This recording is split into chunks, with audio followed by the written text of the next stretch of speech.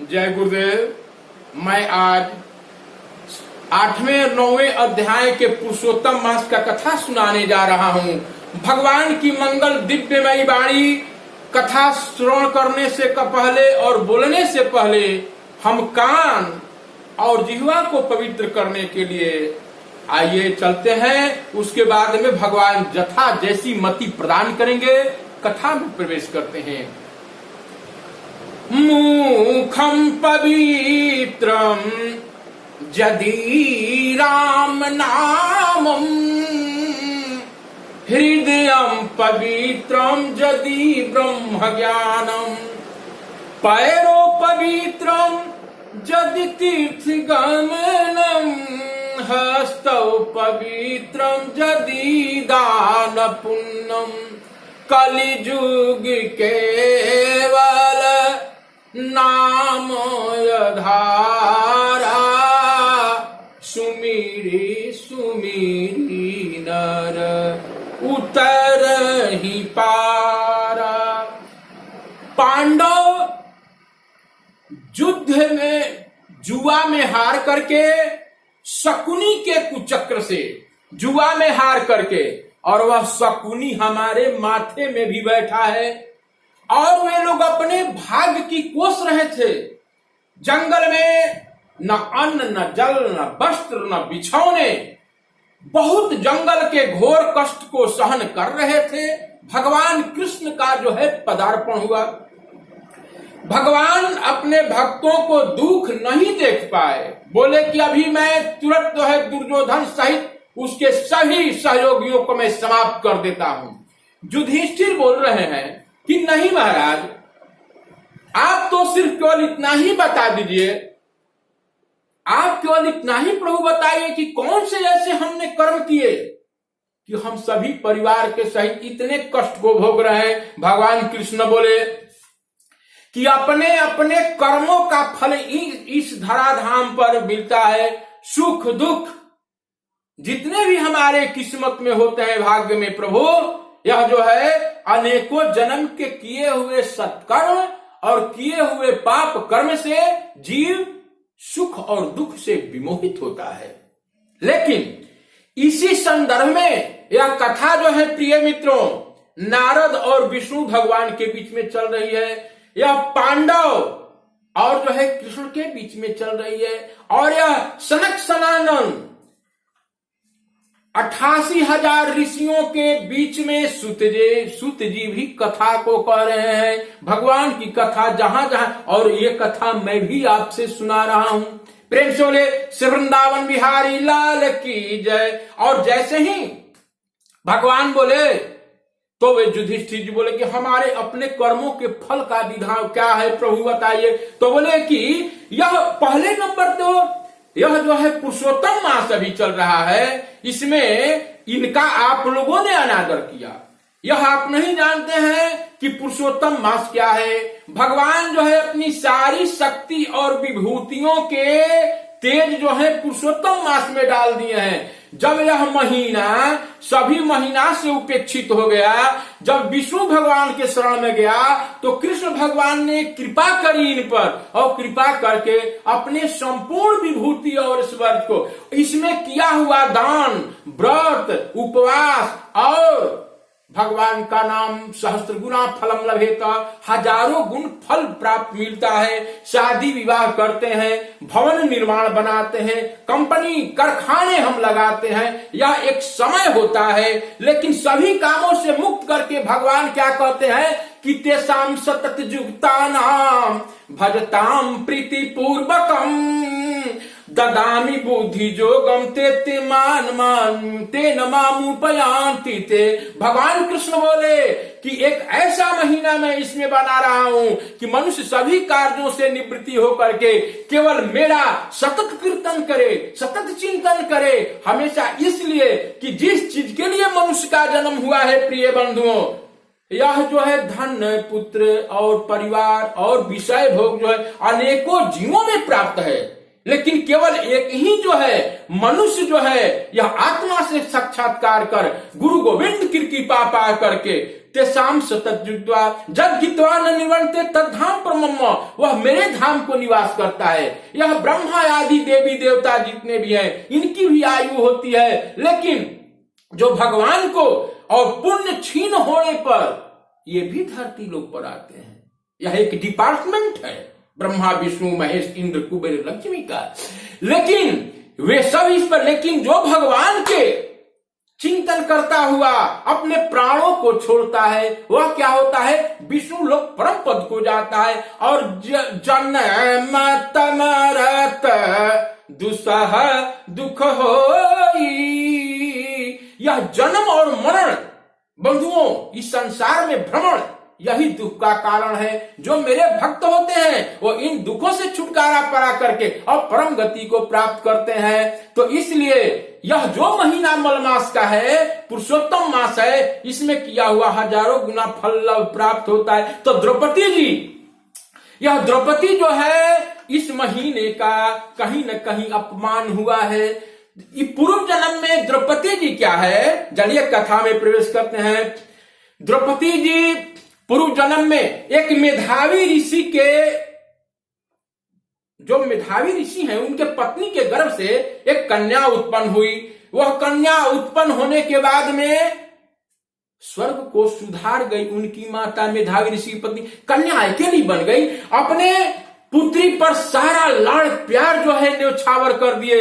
कहीं से भी आते थे, पुत्री कहाँ हो, पुत्री बोलती थी पिताजी कहाँ आप चले गए थे। पूरा संपूर्ण अपना प्रेम और प्यार उन पर न्यौछावर कर दिया। जब उन पर न्यौछावर कर दिया तो ये सोचने लगी अब तो माता भी नहीं रही, अब इनके पिता ही सब सहारा थे। अगल बगल जब देखती थी सभी लोग बड़ा सुख से हैं, बहुत सुखी से हैं, सभी के जो हैं उनके यानी कि पति हैं, पुत्र हैं। वो दिन कब आएगा जो संसार के कौन सा ऐसा पूजा करूं, वो लड़की सोच रही कौन सी ऐसा पूजा करूं, किन मुनियों की सेवा करूं, किन पवित्र नदियों में स्नान सेवा करूं कि मुझे भी वैसा सुख प्राप्त हो। उनके पिता जो है देखी कि जब कन्या जो है सुयोग हो गई तो जिस तरह की धर्मपरायण संत महात्माओं को सेवा करने मिली, अनेक धर्मों में प्रवीण वह लड़की को जो शिक्षा संस्कार दिए थे उनके अनुरूप वर नहीं मिला। वे खोजते सोचे कि ऐसा कोई वर मिले जो इसके साथ में इनका संबंध कर दूं। कुछ दिन के बाद थक गए जब मेधावी ऋषि, तो वे जो है उन रोग होकर के ज्वर संतप्त होकर के वे शरीर को छोड़ दिए। प्रिय मित्रों, जब वे मर गए तो यह जो है गाय के बछड़े के समान, जो बछड़ा जो गाय का मर जाता है और गौएं रंभाती चिल्लाती चलती है, हाय पिताजी आप कहां चले गए। और उस अपने पिता के मरे हुए लाश पर शव पर माथा पटक पटक करके वो पुत्री कातर भाव से रोने लगी और बोली, हाय पिता, मैं किसको पिता कहूंगी, अब किससे मैं क्या मांगूंगी, मैं किसके लिए जीवन जीऊंगी, अब तो मैं इसी के साथ मर जाऊंगी। करुण क्रंदन चित्कार को सुन करके अगल बगल के ऋषि महात्मा आ गए। ऋषि महात्मा जब आ गए तो वो क्या देखे, वे जो है एक शिव जी के मंदिर के पास उनके पिता को उन्होंने संस्कार कर दिया और समझाया। पुत्री, सब ऋषि जो है इनको समझा करके बोले कि पुत्री जो जन्म लिया है वो को भी इस धरती पर आएगा, उसको मरना ही है, तुम मेरी पुत्री के समान है, जो कुछ भी होए कहना हम लोगों से, अब तो यही दुनिया की रीत है। वे कह करके चले गए। दिन व्यतीत होते चला गया।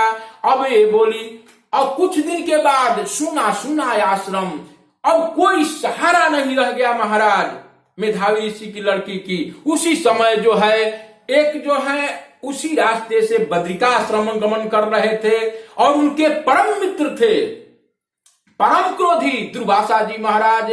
वे अनुसुईया और अत्रि महाराज के पुत्र थे। सभी तीर्थ और गंगाओं के स्नान से उनके जटा, उनके तेज और उनकी जो है वल्कल वस्त्र और दाढ़ी जटा जुट वस्त्र जो है उनकी भीगी हुई जो है वे जटा जुट सन्यासी माथे पर लटाए हुए त्रिपुंड जब दरवाजे पर आए तो प्रथम भगति संतन कर संगा दूसर रति मम कथा प्रसंगा। जब महाराज दुर्वासा जी जैसे ही चरण पधारते हैं, ऋषि की लड़की जो है, मेधावी ऋषि की लड़की जो है, लगी पुत्री रोने। आज लगता है कोई पिता हमारे घर में आ गए है। पिता के मरने के बाद लगता है आप हमारे अवश्य कोई कल्याण होगा। आप कोई ऐसा उनको अर्घ पार्घ आसन दे करके, उनको जो कंदमूल खिला करके, और उन्होंने बोला कि आप पिता के समान हैं, कोई ऐसा व्रत बताइए, कोई ऐसा तेज बताइए कि जिससे मेरा कल्याण हो। उन्होंने आंख मूंद करके और भविष्य में होने वाली घटनाओं को देख करके बोला, पुत्री, यह पुरुषोत्तम मास जो आने वाला है, यह 3 साल पर आता है एक बार। इसमें जो है तुम क्या करो, स्नान करो, ध्यान करो, जप करो, व्रत करो, उपवास करो, और मैं दावे के साथ कहता हूं कि तुम्हारे सारे दुख दूर हो जाएंगे। वो भी कुछ जानकारी थी। देखिए, विद्या का भी अहंकार हो जाता है। वह पुत्री बोली, आप ऐसे कहते हैं महाराज, चैत बैसाख कार्तिक अगहन महीना क्या कम है? इसमें शादी विवाह मंगल मंगल कार्य होते हैं, इसमें तो कुछ होता ही नहीं। इसमें क्या है, इसमें क्या है जो कि इस व्रत को करने से हमें जो है सब सुख मिल जाएगा? व्रत का उपेक्षा हो गया।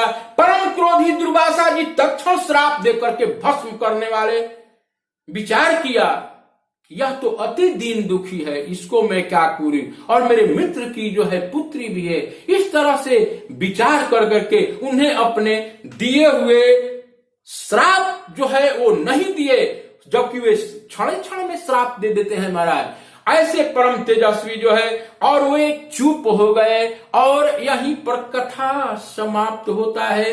दुर्वासा ऋषि जो है व्रत करने के लिए कह दिए, तो पुरुषोत्तम मास में आप भी क्या कीजिए कि व्रत कीजिए, दान कीजिए, उपवास कीजिए। देखिए, व्रत में क्या होता है, स्नान कीजिए अनेकों पवित्र नदियों में महाराज। अगर न हो तो क्या हो, आप अपने घर में एक बाल्टी में मिट्टी डाल करके, पृथ्वी माँ है, ये तो विष्णु भगवान को निकाले हैं, गंगा जल डाल करके, तुलसी दल डाल करके गंगा का वाहन का स्नान कर लीजिए।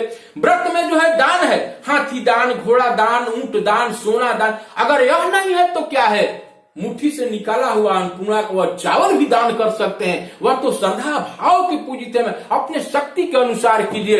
अगर भूख उपवास नहीं रह सकते हैं, 36 हजार वर्ष लोग उपवास रहते थे, अगर आप नहीं उपवास रह सकते हैं तो सात्विक भोजन खा करके, एक टाइम अन्न खा करके, नहीं तो फलहार रह करके, नहीं तो शुद्ध भोजन कर करके, और भगवान का नाम लीजिए। श्री कृष्ण गोविंद हरे मुरारी, हे नाथ नारायण वासुदेव। गोविंद का नाम लीजिए, इसलिए ये गोविंद का नाम जो है क्या है कि जाकर नाम मरत मुखियावा, जाकर नाम मरत मुखियावा, अधमहु मुकुति हो ही श्रुतियावा। अगर मरते समय भगवान का नाम आ गया, तुलसी जल, इसमें गंगा जल पड़ जाए, तुलसी का पत्ती पड़ जाए, तुलसी की सूखी लकड़ी पड़ जाए, भगवान के पार्षद आएंगे, विष्णु लोक से आएंगे, और आपका जमराज कुछ नहीं बिगाड़ सकते हैं। तो जन्म मिला हुआ है बंधुओं, भगवान का नाम लीजिए। दान पुण्य करने में कुछ में भी सक्षम नहीं है, तो केवल हरेर नाम हरेर नाम हरेर नाम केवलम कलौ नास्ते व गतिरंथया। भगवान के यह जो है नाम के सिवा कोई जो है पवित्र धन नहीं है। इसी के साथ में वाणी का विराम करते हुए हमारे चैनल को लाइक कीजिए, सब्सक्राइब कीजिए, और हरे कृष्णा महादेव जी जो है जरूर कमेंट बॉक्स में लिखिए। हरिओम तत्सत।